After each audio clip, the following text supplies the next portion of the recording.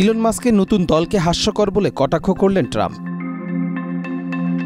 বিশ্বখ্যাত প্রযুক্তি প্রতিভা Elon Musk যখন যুক্তরাষ্ট্রের রাজনীতিতে আমেরিকা পার্টি নামে একটি নতুন রাজনৈতিক দল গঠনের ঘোষণা দিয়েছেন, ঠিক তখন তাকে তীব্রভাবে আক্রমণ করলেন মার্কিন প্রেসিডেন্ট ডোনাল্ড ট্রাম্প। মাস্কের এই রাজনৈতিক উদ্যোগকে ট্রাম্প হাস্যকর, বিভ্রান্তিক ও উদ্যত আচরণ বলে মন্তব্য করেছেন।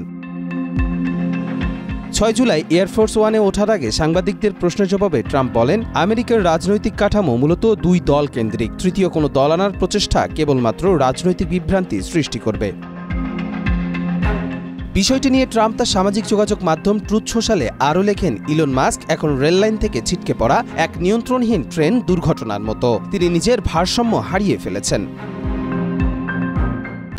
কালার এক্সপার্ট, জর্জ স্যাপ এবং মাইল্ড অন হ্যান্ডস টেকনোলজি সমৃদ্ধ অরিক্স ক্রিস্টাল ওয়াশ আপনার একসময় ট্রাম্প প্রশাসনের ঘনিষ্ঠ মিত্র ছিলেন মাস্ক। তাকে সরকারি ব্যয় দক্ষতা বিভাগের প্রধানও করেছিলেন ট্রাম্প। কিন্তু সাম্প্রতিক সময়ে মাস্ক প্রশাসনের বাজেট ও নীতিমালা সমালোচনায় মুখর হন, যার ফলে সম্পর্কে টানাপোড়েন শুরু হয়। ট্রাম্প মাস্কের ইলেকট্রিক গাড়ি বাধ্যতামূলক পরিকল্পনাকেও অবাস্তব ও মানুষের স্বাধীনতায় হস্তক্ষেপ বলে নিন্দা করেন। মূলত ইলন মাস্কের আমেরিকা পার্টি গঠনের ঘোষণা রাজনৈতিক অঙ্গনে আলোচনার ঝড় তুলেছে, যেখানে তিনি রিপাবলিকান ও ডেমোক্র্যাটদের বাইরে একটি বিকল্প শক্তি গড়ে তুলতে চান।